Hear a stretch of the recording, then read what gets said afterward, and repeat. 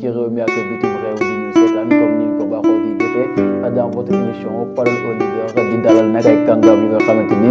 dañ leen di bàyyi xel ci langue ko politique yi ñu am ci kàddu gu yaatu tey nag dinañ am mbégte am dalal ki nga xamante ni mooy monsieur Alassane Sy nekk responsable politique foofee ci commune bu Thiaroye-sur-Mer waaye tey nag dafa doon édition bu spéciale jëm ci les centenaires de maître Abdoulaye Wade mi fi nekkoon président de la République bu Sénégal moom nag la ñu fas yéene sargal le 4 juin bi foofee ca Grand Théâtre loole nag moom la ñu fas yéene waxtaane yaatal ci moom mi nga xamante ni mooy monsieur Alassane Sy yàgg nekk responsable politique ci commune bu Thiaroye-sur-Mer waaye am pàcc bu rëy bi nga xamante ni def na ko ci parti démocratique bu Abdoulaye Wade boobee di PDS mu liggéey ci liggéey bu am solo foofu ci diwaanu commune bu Thiaroye-sur-Mer loolu lépp tey moom la ñu fas yéene waxtaanal moom ko ci ki nga xamante ni mooy monsieur Alassane Sy ci maître Abdoulaye Wade ak parcours bi mu def ci langue politique gi ba ni mu jëlee li nga xamante ni mooy réew mi waaye tamit moom monsieur Alassane Sy li nga xamante ni liggéey na ko ci parti PDS boobee su ci foofee ci commune bu Thiaroye-sur-Mer ak histoire bi nga xamante ni dox na ci PDS ak Thiaroye-sur-Mer loolu lépp dinañ ko yaatal dans votre émission parole au leader waaye nag bala ñoo yaatal waxtaan bi dinañ bàyyi suñu gan mu daal di doog bokk téléspectateur ak internet yu DVTV monsieur Alassane Sy ñu ngi lay dalal di la ziar. ñu ngi lay ziare monsieur Goumbala maa ngi lay nuyu bu baax di la gërëm ci invitation bi di wax ne am naa kontaante lool ñëw fii ci GVP 2VTV alors di leen sargal di leen encourager di wax ne vous êtes des jeunes de la banlieue ñu bokk banlieue bi doon ay responsable ci banlieue bi kon bu ñu gisee ay xale yu jël initiative bu mel ni mënuñu lu rafetlu ko di leen encourager di leen fas yéene aussi accompagner comme nañ ko daan defee démb ak bërki démb ci Oxygène di ko def noonu ci Raay bi FM parce que nañu yéene aussi fu ngeen ñu soxlaa rek ñu teew ndaxte yéene yi ñun ñooy yéen kenn mënul dem bàyyi sa morom. incha allah ñu ngi leen di encourager bu baax. merci beaucoup monsieur Alassane Sy am na solo am mbégte bu baax dalal ko ci li nga xamante ni mooy suñu émission parole au leader waaye nag dañ fi jot xibaar bu tiis ci ki nga xamante ni mooy kii di monsieur Pouye Baye Ndoye mi nga xamante ni tamit ñëpp ràññee nañ ko ci parti PDS moom tamit nekkoon président bi nga xamante ni moom moo nekkoon ci li jëm ci union académiste bu Thiaroye-sur-Mer moom moo nekkoon président bi ci union académiste bu Thiaroye-sur-Mer nga xamante ni coordonnateur bi mooy Adama Faye monsieur Baye Pouye moomee nag moom moo fi bàyyeekoo ci ba mu doon dem foofee ca Touba benn accident nag moom moo am ca yoon bi ba mu ñàkk ca bakkanam ñu koy jaale ñëpp ñi nga xamante ni ñu ngi yeewoo ci Thiaroye-sur-Mer waaye jaale ko tamit waa parti PDS muy ku nga xamante ni amoon na taxawaay bu am solo ci biir PDS rawatina tamit ci union académiste bu Thiaroye-sur-Mer def liggéey bu am solo ñu koy ñaanal naka suñu borom yërëm ko te xare ko àjjana monsieur Alassane Sy tey ki ñu nar a waxtaanee suñu maam la mën nañu wax muy maître Abdoulaye Wade ndax lu bëri fekke wuñ ko waaye yéen ñi nga xamante ni dund ngeen ak moom fekkee maître Abdoulaye Wade ni mu dooree ba tey fi mu yëg ci réew mi tey boo ñu ñëwaataloon ci ki nga xamante ni moom lañ nar a salkal muy maître Abdoulaye Wade tey lan nga ñu nar a wax ci moom. waaw balaa may dugg ci loolu d'abord damay nuyu seen téléspectateur ak seen internautes yëpp alors di aussi jaale waa Thiaroye-sur-Mer yëpp ni nga ko waxee léegi man xibaar bi léegi laa ko jot Baye Ndoye Pouye jóge na fi ñu ngi koy ñaanal yàlla xaleel ko àjjana yi gën a kawe vraiment muy tiis bu metti parce que Baye Ndoye moom xam nañ ko ci fidélité am xam nañ ko ci engagement politique am xam nañ ko ci yëg-yëg bi mu am ci doomu aadama yi ne Thiaroye yëpp kon boog vraiment ñu ngi koy jaale ñëpp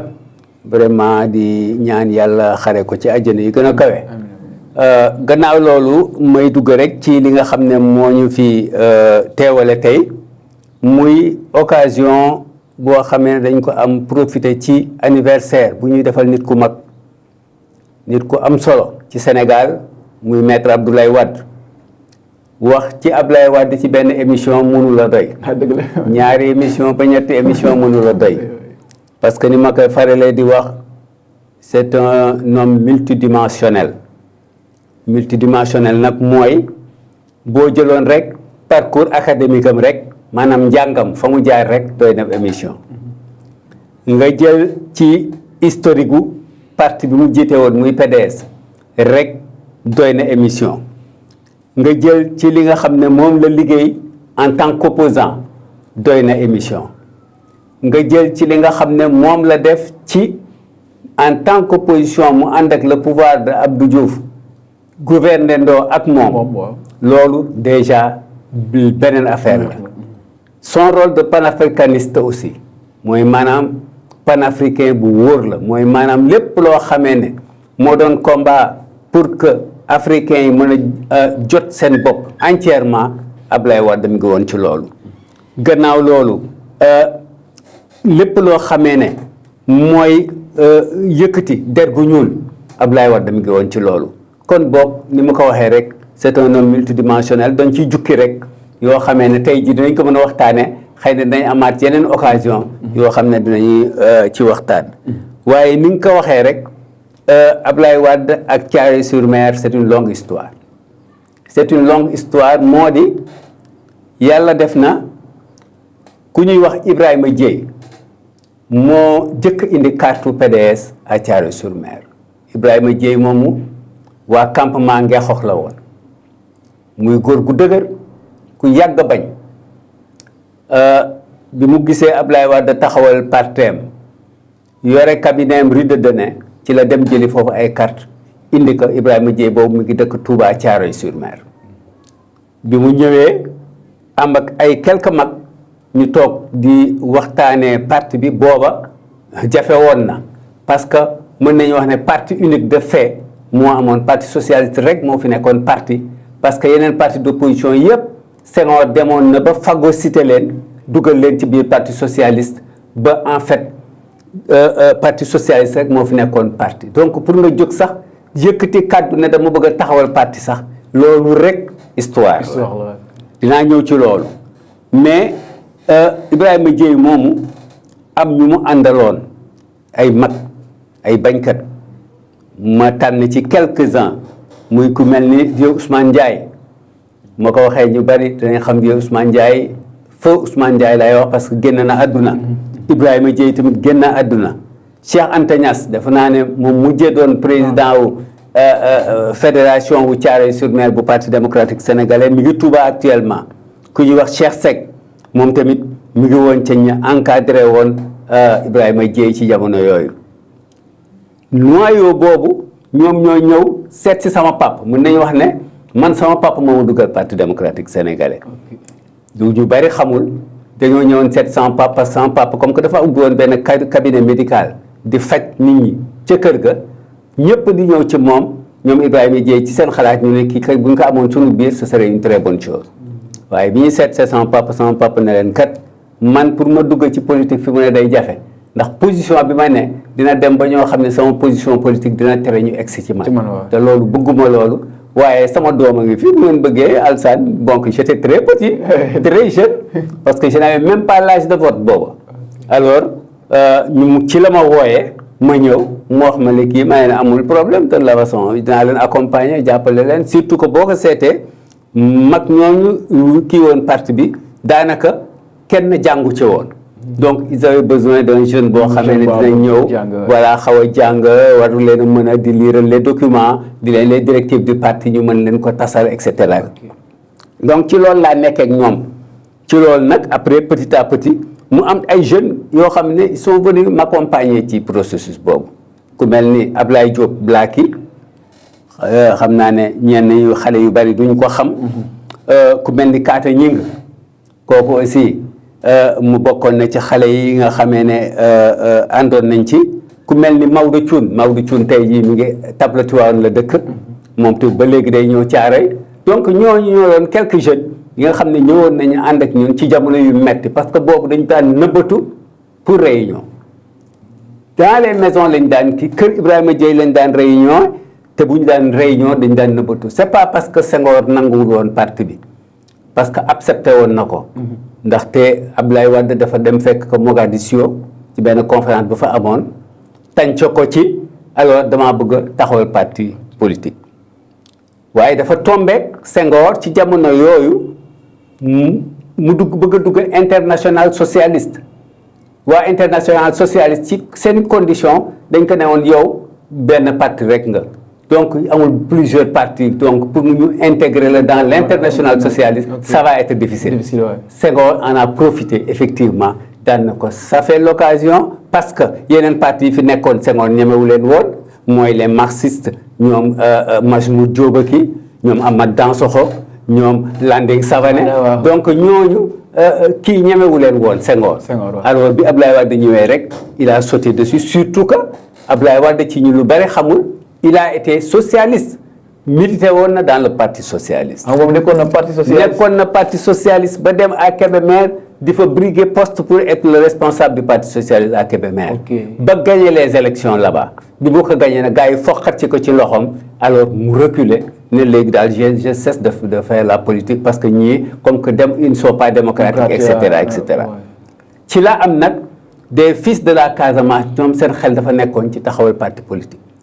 ñu ne léegi ñoom ñu réfléchir ne léegi dañuy xalaat benn avocat boo xam ne mën nañu dem mu defal ñu constituer ñu le dossier pour mu mën a taxawal le parti notre parti politique. ci biir ñooñu mën naa ci c'est ku ñuy wax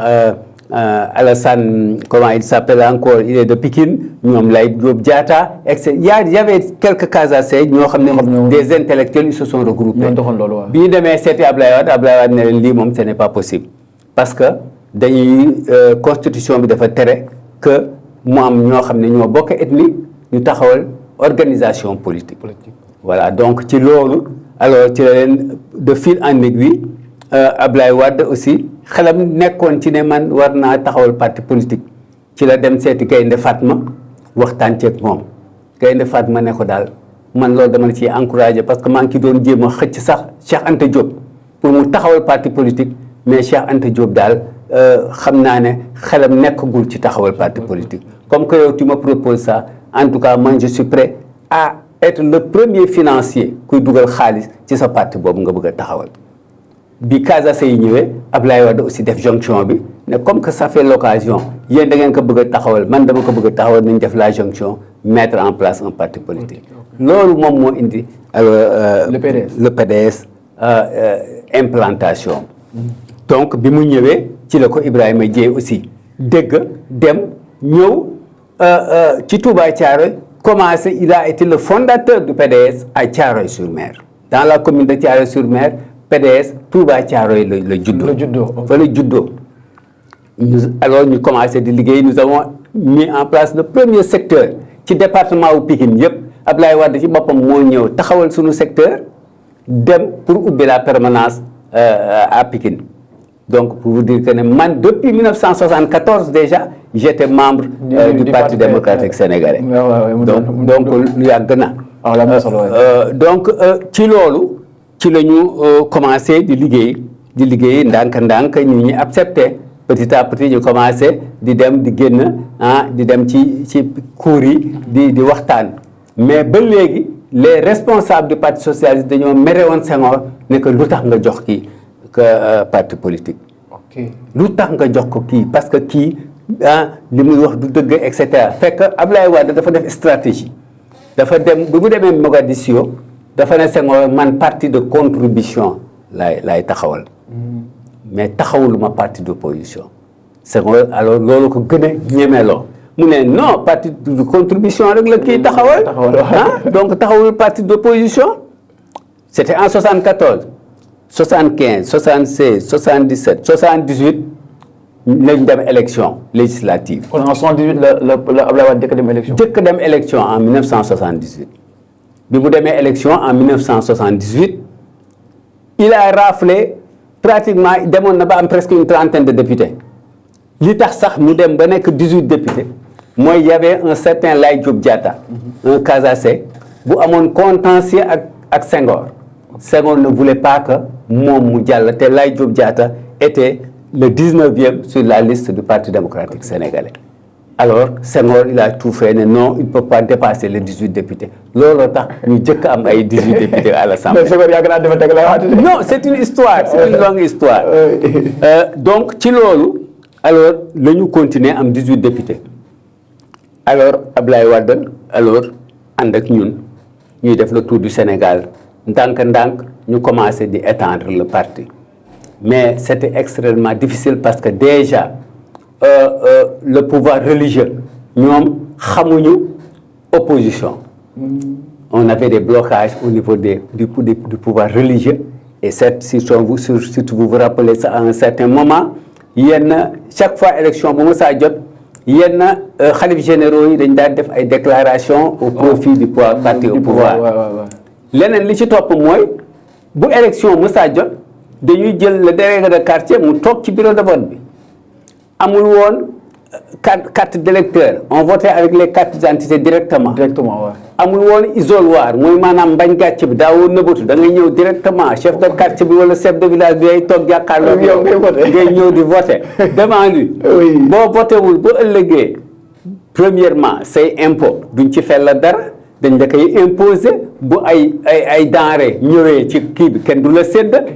y avait tellement de pression kon dama mel ne vote bi exigence la woon daal. Exigence, c'est-à-dire boobu il y avait pas de possibilité d'être contre le pouvoir en tout cas ñi amoon fit dëgg ñoo daan taxaw di bañ loolu. Même pour organiser notre premier congrès nous l'avons organisé à Kaolack. Alors je rends hommage à Ousmane Ndiaye Guissali. Ça il a été un vieux boo xam ne il s'est battu pour l'organisation de ce congrès. lu ne daj nañ ko lu ne même place bañ ko doon organiser sax c'était tout un problème mais on s'est battu ba on a organisé notre congrès pour vous dire que ne Ablaye Wade li mu daj fii bu ma déggee yenn jeunes yi di wax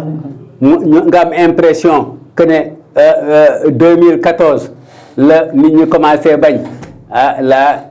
je dis que ne xëy na da ngeen xamul l'histoire da ngeen xamul l'histoire PDS. Il y a des gens qui se sont battus au prix de leur vie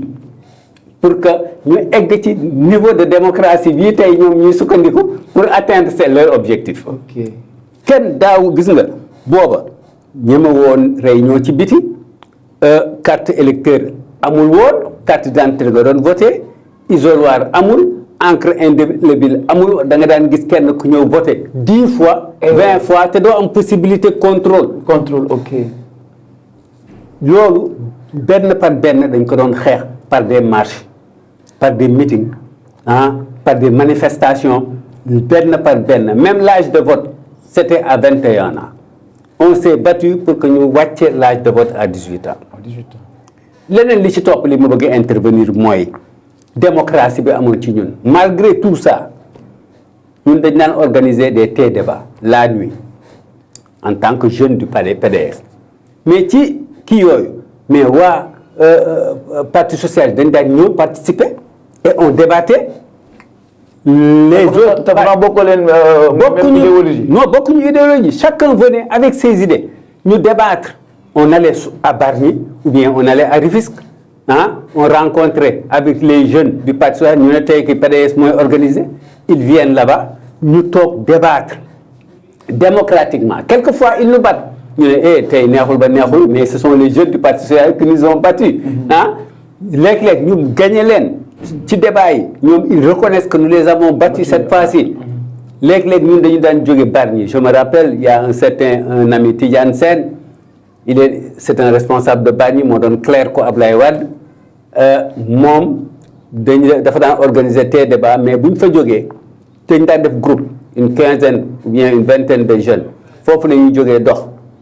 ñii jëm Dakar ñii jëm Pikine kenn ku ci nekk bu ñu demee ñi ci am paas parce que boobu amuñu moyen ñi ci am paas ñooy génn seen xaalis ñu jaar Tëngéej jaar boulangerie ba jënd ay mburu daggate ke kenn ku ci nekk jël sa ñuy xàmp di waxtaan ku ñëw ba jàmm gën dëkk jàmm gën dem dugg jàmm gën ñu dëkk Caaroy bu ñëwee dugg Caaroy et cetera noonu la ñuy def ba Dakar pour vous dire que ne niveau de démocratie bi mentalité bi ñu nekkoon quand même malgré diversion bi malgré adversité bi terewul on se respectait amoon na benn discipline politique bu nekkoon discipline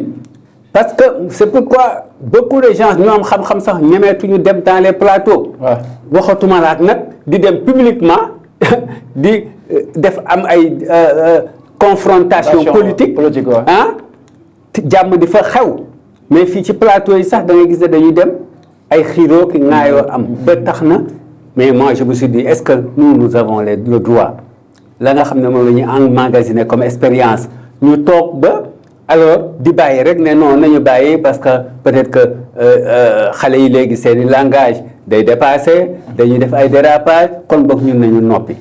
moi je dis que ne loolu fuite de responsabilité la il faut que ñu continuer di toog di débattre avec les jeunes ñu xam ne politique quand même mën na am dans le respect de chacun kenn ku ci nekk respecte sa morom indi say idée et il débat. loolu mooy démocratie de waaw. c'est ça la démocratie loolu la ñu xamoon. voilà donc loolu vraiment Ablaye Wade ci loolu la ñu weeroon Ablaye Wade li ma wax léegi ku wax ci moom jafe na yomb na parce que beaucoup ne l'ont pas compris au début parce qu'il était en avance sur les autres day poser ay actes même ci biir PDS nga gis mu am ñu siisu parce que duñu comprendre démarche bi. Première crash bi am au niveau du Parti démocratique sénégalais mooy diggante moom ak le groupe à Serigne Diop médiateur de la République c'était le premier responsable des jeunes du PDS ñun ba ñu ñëwee PDS en 74 Serigne Diop moo doon suñu responsable ñoom Mohamed Seck ñoom Suzanne Sanoxo ñoom Ndeye Maguette Dieye bi nekkoon ancien maire bu Gueule Tapée Sicap waaw donc ñoo doon les principaux responsables ak les Joseph Ndong ñi c'est après que bi crash bi amee ci diggante Serigne Diop avec avec Ablaye Wade ci orientation bi alors ci la Joseph Ndong nag ñëw nekk à la tête de l'UJTL alors man j'étais devenu son adjoint man pendant des années j'ai été l'adjoint de Joseph Ndong au niveau des jeunes du Parti démocratique sénégalais chargé de la formation donc loolu crash boobu nag la nga indi woon mooy Ablaye Wade ci début bi comme que c'était un socialiste ba mu ñëwee doctrine ba mu njëkk a prôné c'est le socialisme travailliste. ok léegi bi ñu demee à un certain moment pression bi metti ci Senghor mu ne léegi bon danañ étendre parti yi mais on va limiter les partis à 4 courants rek kay am premièrement les socialistes les marxistes les nationalistes ak les socialistes les nationalistes les marxistes et les libéraux. Ok. Voilà c'était ces 4 courants ba pare daal di taxaw ne ñun ñooy socialistes yi moom kenn du ko xëccoog ñun. moom Senghor. moom Senghor. ok léegi xam nga kenn mënuñu xëccoo marxisme-léninisme ak Majmout Diop. waaw c'était pas possible. Boubacar Diop était un nationaliste moom prôné que mës ka prôné moom aussi il a été nationaliste donc il ne restait que le courant libéral. moo fa desoon soit le PDS prenait le courant libéral ou bien mu disparaître. loolu moo dugal Ablaye Wade ci courant libéral. ok loolu moo indi parti libéral. parti libéral loolu moo ko indi. léegi nag ba mu ko defee nag Serigne Diop commencé nag siisu ne non du suñu doctrine du woon lii puis il n'avait pas compris la stratégie alors ci la demee ba crash am ci diggante moom ak Ablaye Wade. waaw mais Ablaye Wade bi mu demee nag après il a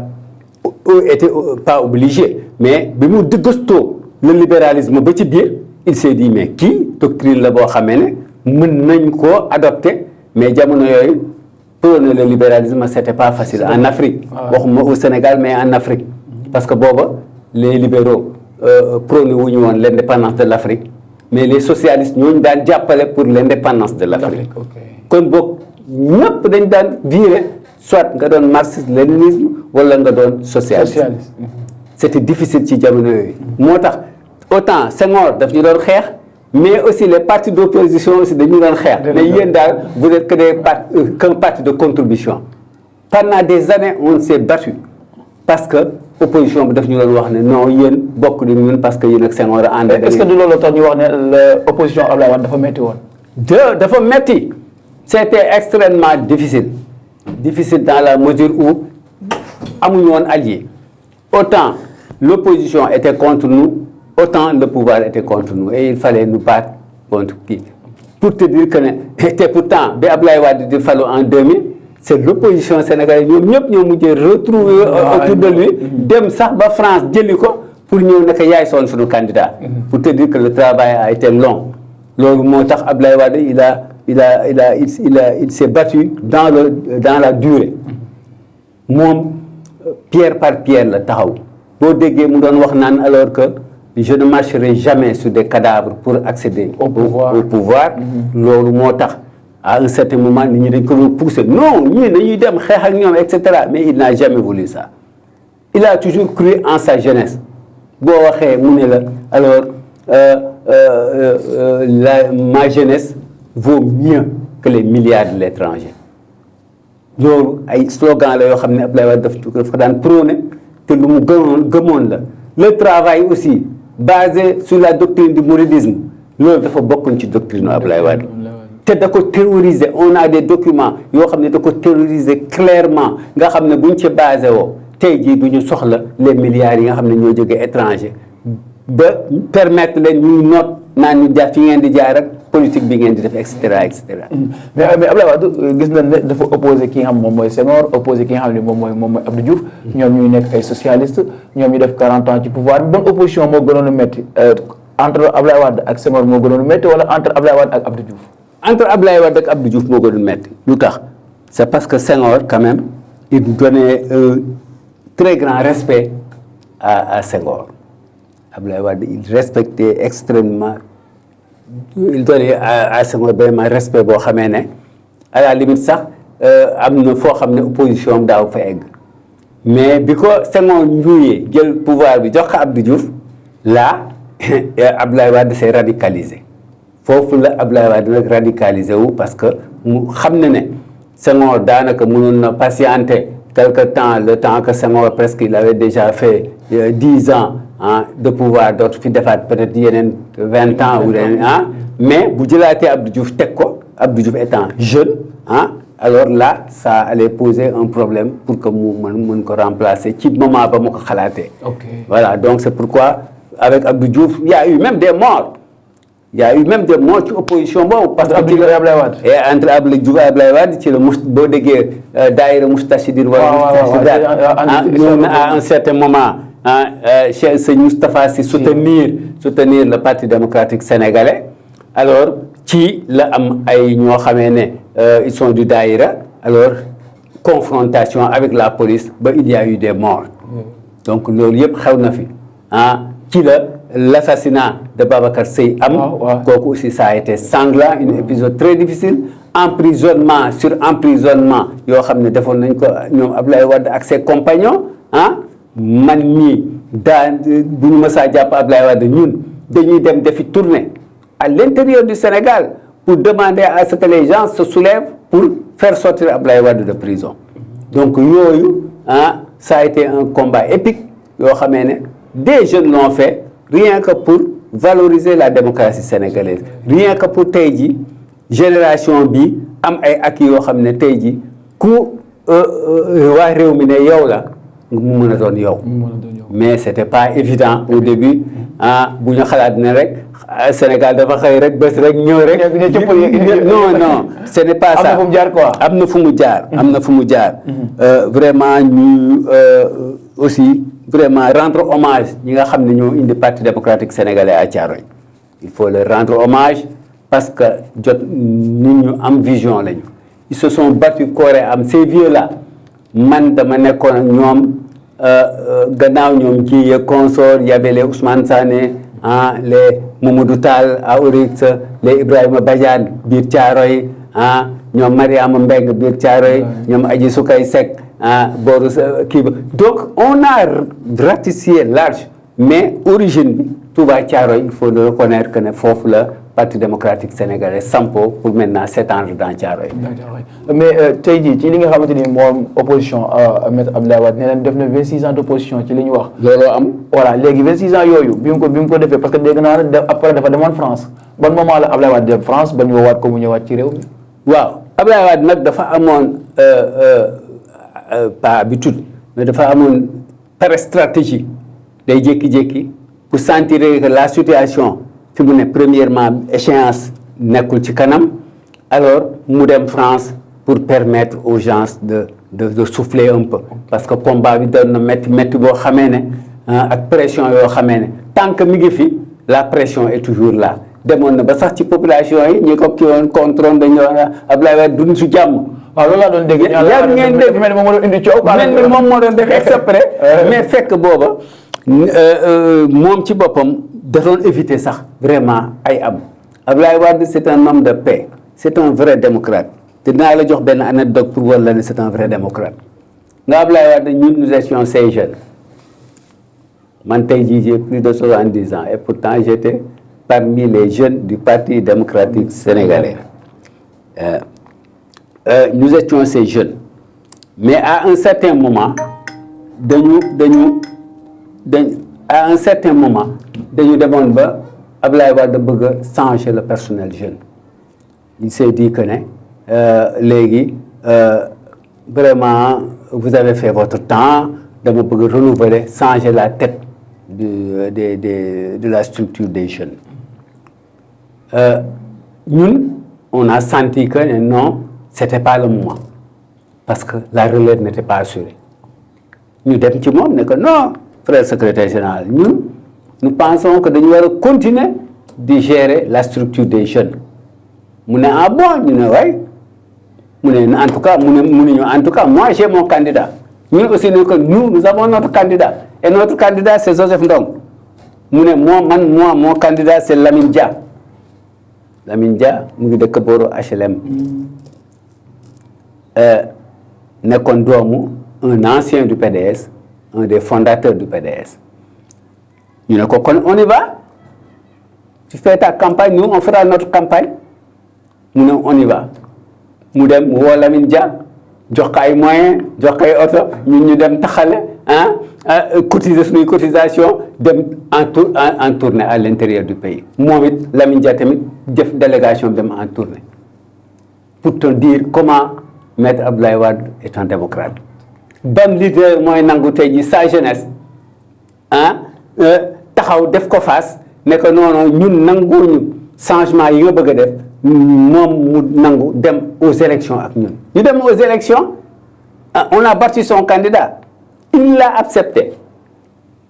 mais li lay wax ni c'est que anecdote bu am solo parce que boo déggee tey fi ñuy waxee ci parti démocratique du Sénégal dañuy wax ne Abdoulaye Wade moom parti bi moo ko moom lu ko neex la ciy dogal parce que moo imposé doomam Karim Meïssa Wade ne kenn du fi jiite dafay mel ne kon waroon na ak li nga xamante ni moom mooy idéologie. c'est pas vrai en tout cas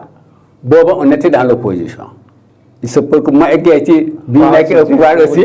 mën na am ay changement ok mais lii may nettali boobu on était dans l'opposition alors bi gagné son candidat il est resté encore des années bàyyi ñu doxal te effectivement boobu on avait une mainmise sur la jeunesse du PDS ku ñu ne yëkkati la da nga yëkkati parce que on avait vraiment travaillé à l'implantation de cette jeunesse là léegi bu ñu toogee quelques 3 ou 4 ans après mu ñëwaat à la rescousse ne léegi de toute façon celui qui a moins de plus de 35 ans il ne faut plus faire partie des jeunes. waaw loolu indi kon loolu indi PDS boo amee 35 ans dootoo nekk jeune. looloo ko indi ba tey jii et il a amené Modou Diagne Fada ne léegi Modou Diagne Fada c'est mon candidat. Pour te dire que c'est un démocrate.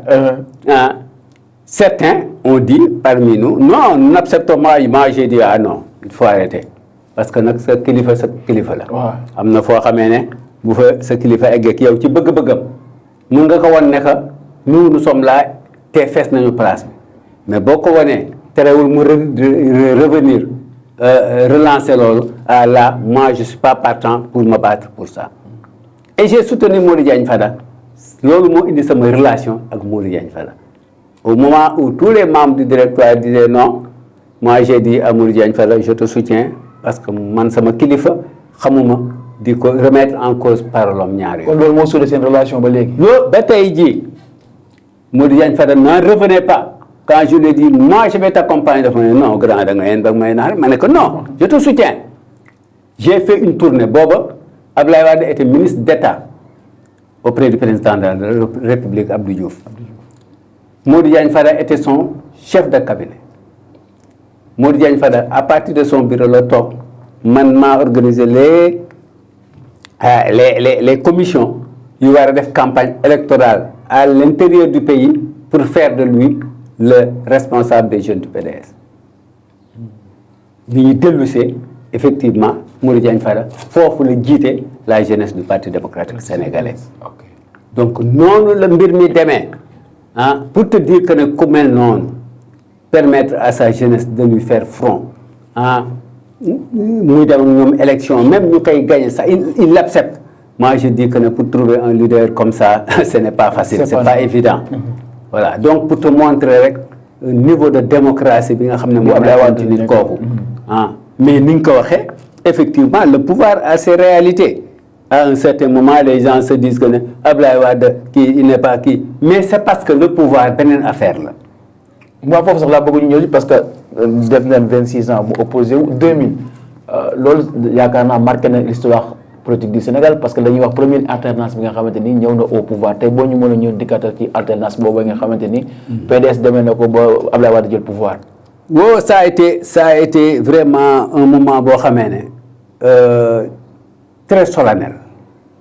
prise de pouvoir boobu parce que demoon na ba ñëpp a découragé. waaw il faut le dire demoon na et là il faut rendre hommage à Idrissa Seck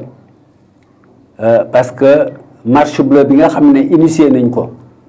jamono jooju fekk des moyens n'étaient pas là organiser une campagne électorale présidentielle ça demande au minimum une 100 millions de francs minimum c'est le minimum donc c'était pas évident donc te Ablaye booba joxe ba daanaka presque ay finance am commencé res bi ñu initié marche bleue bi ci la yàlla dogalee que ne effectivement ce sera le bon moment mais la réalité et c'est en 88 que Ablaye Wade a gagné le pouvoir aux élections de 88 moo ko gagné woon clairement et nettement parce que li lay wan ne moo ko gagné woon ba élection yi jeexee dañu xëy le lendemain dem këram jël ko yóbbu ko kaso li la koy won mooy Kéba Mbaye il a démissionné. C'était le président de la Cour constitutionnelle. Il a écrit sa lettre de démission dem waxtaan ak sëñ Abdou Aziz Sy ne ko damay bàyyi. loolu l'histoire est là. Voilà donc yu bari am na ci élection yooyu pour te dire que ne foofu la te la chance du Sénégal c'était là-bas Abdoulaye bu jotoon pouvoir bi. 88 non kon Sénégal beneen affaire lay doon parce que il avait beaucoup d'idées pour le Sénégal. parce que su da nga bëgg ne Abdoulaye Wade dafa yéex a jot ci pouvoir. dafa yéex a jot ci pouvoir bi justement c'est ça la malchance du PDS Abdoulaye Wade boo gisee ay erreurs sax yi mën a tuddee erreurs yi mu def c'est parce qu'il était pris par le manque de temps. waaw ak yéene bi mu amoon ci yéene gi mu am ci Sénégal. idées yi mu bëggoon explorer. à un certain moment mais dafa xalaat ne et c'est humain que doomam rek moom mën a effectivement réaliser ses idées comme moom ni mu ko concevoir parce que koo xamee ne chaque fois yéen a ngi toog di lekk nga di ko wax say xalaat kii kooku moo gën a mën a réceptif ci say idée de développement que koo xam ne xëy na ci réunion ngeen di daje et cetera et cetera à un certain moment les gens lui ont reproché yow da ngaa bëgg a jël sa doom teg ko mais c'est parce que boobu il n'a pas eu le temps de réaliser tout ce qu'il voulait réaliser et il pensait que vraiment que doomam war naa mën a l'héritage vraiment pour le bénéfice du Sénégal. Et c'est ça qui est important. Moi, je me dis que nous, sommes politique. Mais pourtant, aujourd'hui, beaucoup de personnes réclament Karim Meïssa Wade. Ah oui, beaucoup de personnes le réclament. Bon, mais est-ce que Karim est prêt à venir assumer aussi? Parce que non, c'est une question. C'est une autre question. Nous sommes là. Xam nga kenn du yéene papa te yéene woo doom. waaye ñun ni ñuy politiquer mooy ku ñuy àndal da ngay assumer ñu ànd ak yow mais jusqu'à preuve du contraire Karim tant que ñëwul avec les risques qu'il y a en politique assumer aussi am na ñu ko ànd ak moom mais am na ñu bari yoo xam ne ils sont là dans l'expectative parce que amaguñu gage yu ne Karim vraiment papam la mu bëggaloon Sénégal la mu yéene woon Sénégal mi ngi ci moom. C'est un point d'interrogation et seul Karim peut lever ce point d'interrogation. Je dis que ne am na ñu bari ñoo xam ne tey jii man je suis dans des plateformes yoo xam ne Karim rek la ñu bëgg. waaw il réclame chaque fois l'arrivée de Karim mais au dernier moment toujours Karim fait faux bond. loolu nag c'est sa responsabilité. c'est sa responsabilité. mais en tout cas daal alternance bi ñu jëkk a def au Sénégal non kooku ça restera gravé dans les mémoires à jamais. Ablaye Wade l'a réussi nee naa léegi Ablaye Wade c'est un panafricaniste li mu ñemee taxaw wax ci kanamu tubaab yi. souverainisme bi nga xamee ne xale yi ñu ngi koy prôné non Ablaye Wade def na ci pas yu rëy. Il était accompagné de Thabo Mbeki de l'Afrique du Sud, de Muammar Kadhafi, de la Libye. Ils ont fait énormément de pas. Mais à un certain moment aussi, ils étaient confrontés à des forces extérieures. À un certain moment, Abdoulaye Wade avait pour stratégie de ne jamais forcer le destin. C'est ça sa force. C'est-à-dire à chaque fois que vous poussez, sentir que nous n'est que point de rupture, il y avait la latitude et la clairvoyance de revenir en arrière et d'attendre le bon moment pour mieux sauter. C'est ce que n'avait pas compris Kadhafi. Kadhafi à un certain moment. Je comprends li nga bëgg à un certain moment moom fi mu doon gisee Wade giseegul woon. gisee fa parce que naxtaan la waroon a doon ak tubaab yeeg yooyu. ñoo bokkoon ambition. ñoo bokkoon objectif mais Kadhafi il était trop radical. C'est-à-dire bi ñu demee ba Kadhafi prôné changer le franc CFA, alors les Européens et les Américains ont concocté un plan pour sa liquidation. Quand Wade a eu écho de ça, il faut qu'on arrête le processus en attendant, parce que si nous continuons, ce sera un suicide. Kadhafi même l'a pris à un certain moment pour une trahison. Ce n'est pas vrai, ça ce n'est pas la vérité historique. Nous sommes là, nous avons tout vécu, nous savons ce qui se passe. Ce n'est pas la vérité historique. La vérité historique est que Abdoulaye Wade voulait qu'il recule pour mieux sauter. Parce que la décision était prise. Les Américains, déjà, ils avaient leur président noir et en général les Blancs. Ce qu'ils font, c'est pour créer, s'ils veulent créer une situation en Afrique, ils ne le font pas eux-mêmes. Ils font en sorte d'avoir un blanc, un noir comme nous, et puis ils nous font faire... Pour faire le travail. Faire le travail, justement. Effectivement, c'est Barack Obama, en tant que président des États-Unis, qui a dit non, on finit le boulot. C'est ce que ñu bëri xamé wuñ ko c'est-à-dire moom moo jàpp nañ ne sax même jàpp ñu sax ki nga xamante ni mooy ki ngay wax Obama xam laale na ci c'est Obama qui a finalisé le travail hein. Bon donc mooy li ma wax sànq ne ñun mag ñi quand même à un certain moment nag il faut ñu génn. Surtout loolu. Je demande. Parce que yéen li ngeen xam ci histoire politique du Sénégal. C'est ça. Je demande. Noppee dina lu bëri dina réer. Dina réer. On demande aux anciens ñenn ñi d'écrire des livres ñenn ñi nañuy def ay réflexions parce que sinon c'est l'histoire qui va se perdre te histoire bi bu naxasaaye nasaraan yi dañ ñëw bind notre histoire à nous falsifier ko na mu leen neexee te bu boobaa génération future yi duñ ci mën dara donc loolu daal vraiment c'est un appel que je lance.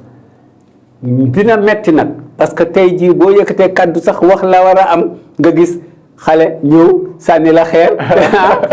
bon defe na loolu moo leen ragal loo yéen tamit de mais c'est-à-dire xam nga mag la te aussi loo xamoo ko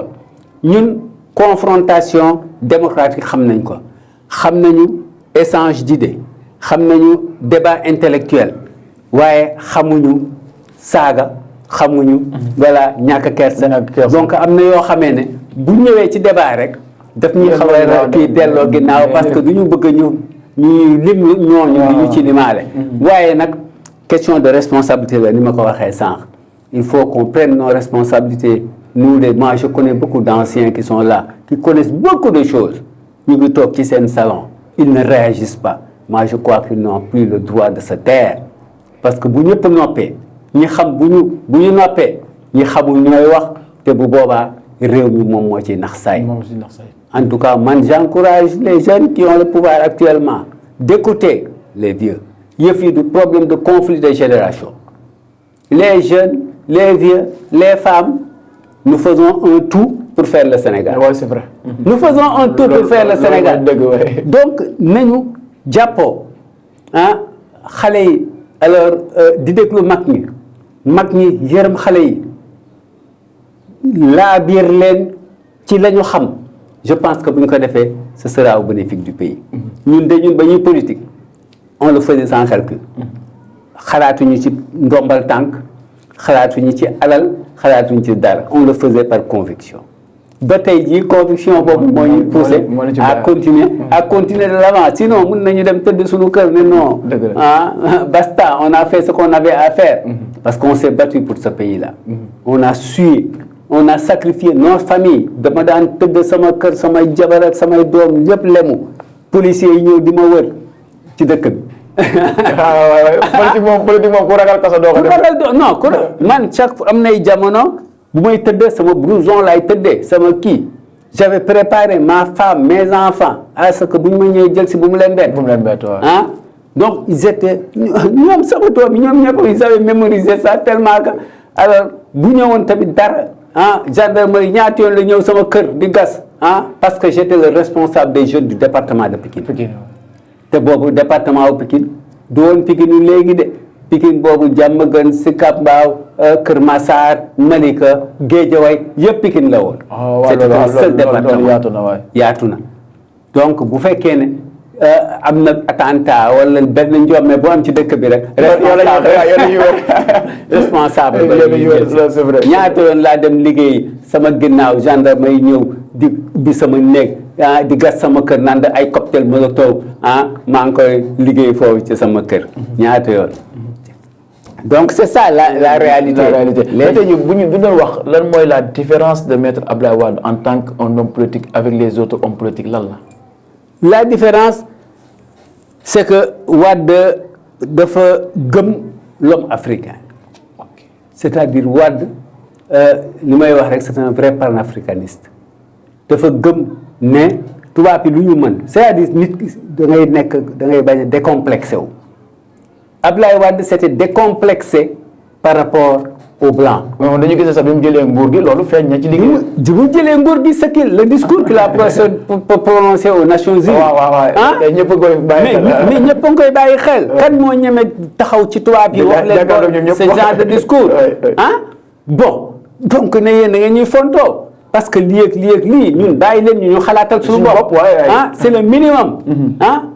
c'est pas parce que yéen a ñu jox alal alors ngeen tax ngeen di ñu imposer ne alal ji fii ngeen koy dugal fële ngeen koy dugal nous ne l'accepterons pas tubaab bi di kii mu dem ci naar yi mu dem wuti alal commencé taxawal ay infrastructure tubaab bi ba ñu xamee ne lii bu ñu ko kiiyee dina sotti te dinañ ci ñaaw ñu soog a ñëw en apport. donc voilà l'homme Abdoulaye Wade c'est un homme de défi. waaw loolu moom c'est un homme de défi. il a accepté tous les défis yu ma sa nekk ci kam kooku nag su demee ba am 100 ans je crois que le Sénégal war na ko njukkal. Heureusement que le président Bassirou Diomaye Faye l'a accepté comme tel. Heureusement que le gouvernement actuel est prêt à jox ko dimension bi mu mérité. célébrer li nga xam voilà célébrer ko parce que nit rek la au-delà Wade ne peut pas être complet à 100%. Il faut qu'il y ait des critiques. Dernière critique yi ñu koy wax c'est parce que dafa bëgg mais kan moo bëggul doomam doon na ko ça c'est le minimum man j'accepte cela dans la mesure où bu fekkoon ne xëy na ña nekkoon àndoon ak moom alors kii nañu accepté nañu jël héritage am bu boobaa je pense qu'il n'y aura parce que Wade je te dis mësula xalaat ne Karim arrivera à un moment boo xamee ne dina yëkkati le parti démocratique sénégalais teg ko ci loxo il a été notre candidat reconnu ba léegi c'est lui notre candidat aux élections. muy Karim Meïssa Wade mooy Karim Meïssa Wade. comme li nga wax ne dafa mel ne vision bi amoon ba léegi gars yi daa mel ne fekk si nañ ko si parce que ñi bañoon tey nangu nañ Karim. nangu nañu ñëpp a nangu. parce que li si des kañ mooy la balle est dans le camp de Karim Meïssa Wade. Voilà c'est à lui de voir parce que aussi politique il y a énormément de risques. énormément de risques tu te prives de beaucoup de choses la nga war a am doo ko am bon tu fais des sacrifices pour ton pays c'est pas donné à tout le monde voilà donc lu ñëpp ko ñeme bon maintenant su fekkee ne aussi ñeme wu ko aussi qu'il est aussi kiiwu taxaw ne man lii du sama jëmuwaay et on cherchera le parti démocratique sénégalais cherchera un autre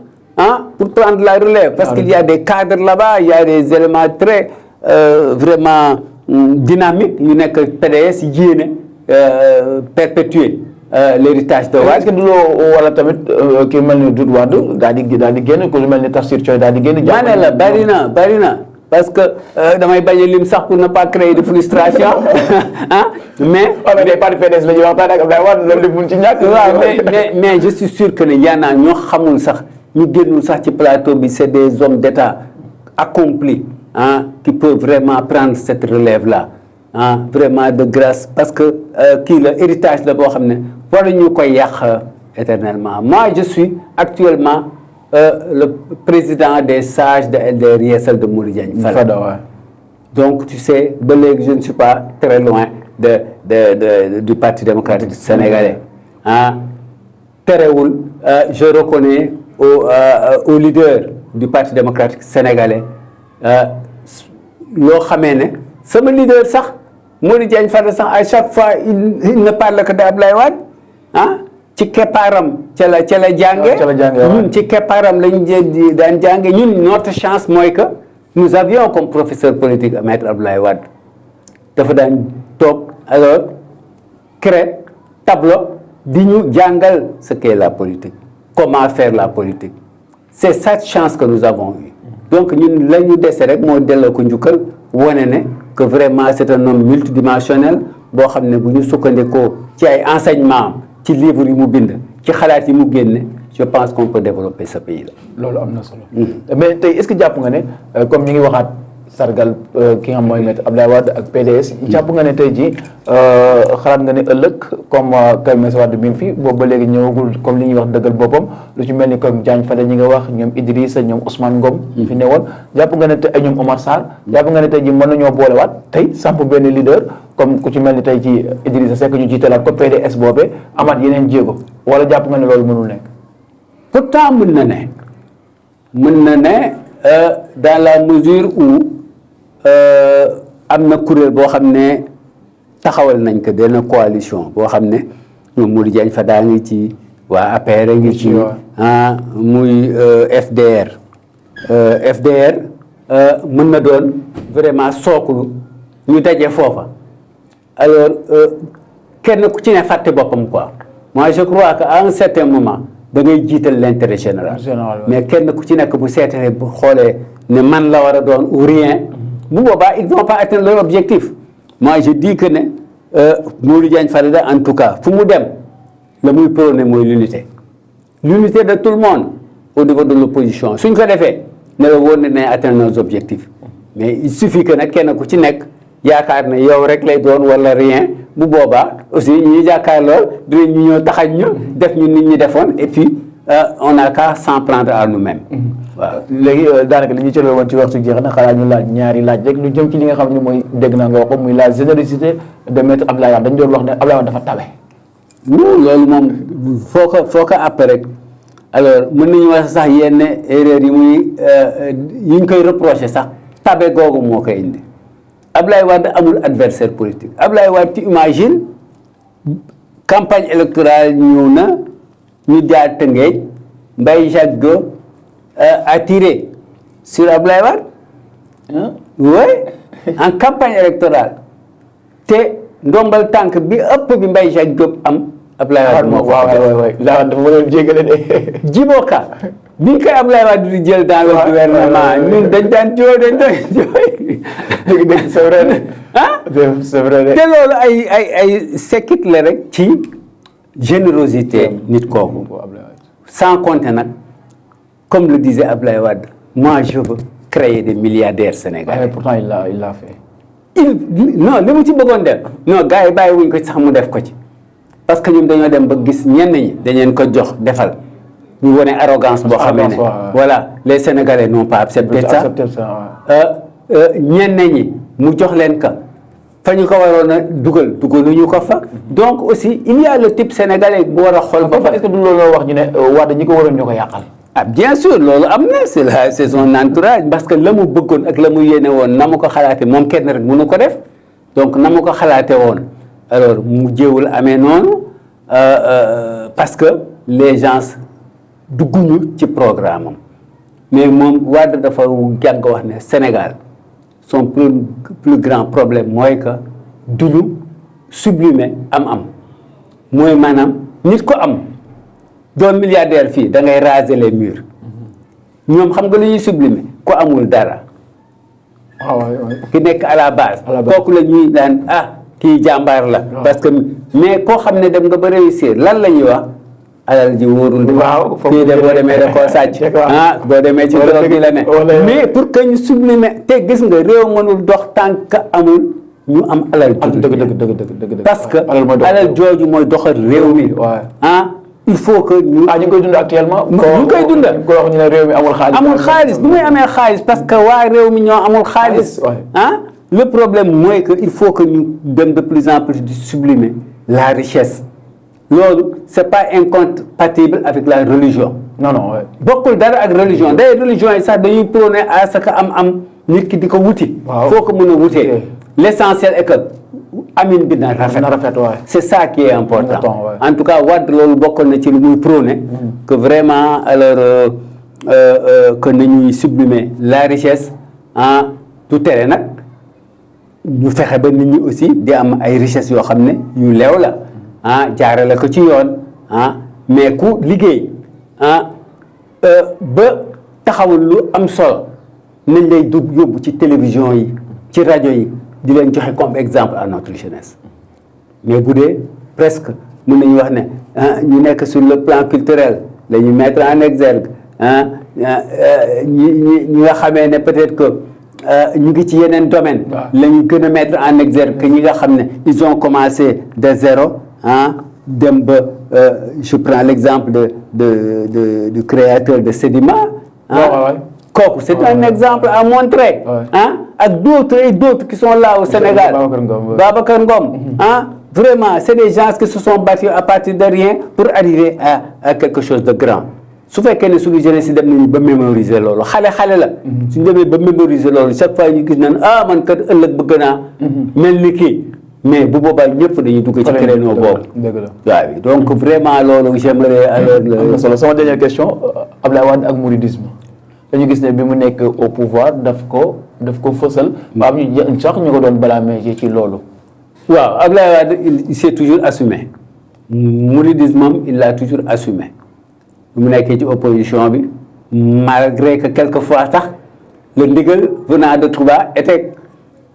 contre lui je t'assure ñun mës nañu dem campagne électorale ci biir campagne nekk en pleine àll ci la ñu jógee information que sëñ Abdou Lahad nee na ku ko tegoon Abdou Diouf war nga sëñ Touba xam nga loolu en tant que mouride c'est dis na kay tey te war a jàkkaarloo c'est dis na mais il l'a assumé il l'a digéré et puis terewul keroog la mouridisme am gën a dëgër loolu gis nga Abdoulaye Wade dem ci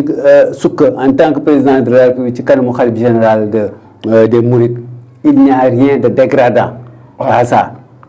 tubaab yi nag ñoo ñu bëgg a dugal yenn idées yi comme quoi mais dañu am suñu ngëm-ngëm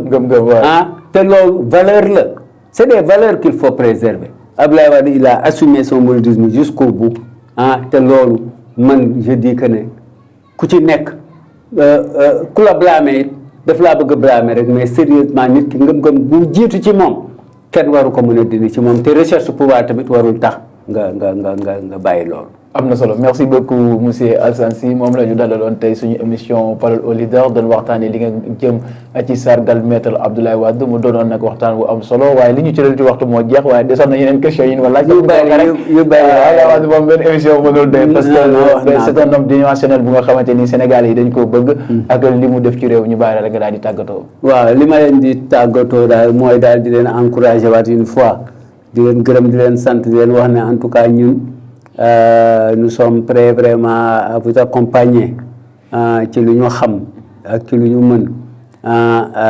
pour que vraiment que seen structure bi ñu koy dégg ëllëg ci fu kawe parce que c'est possible di féliciter seen directeur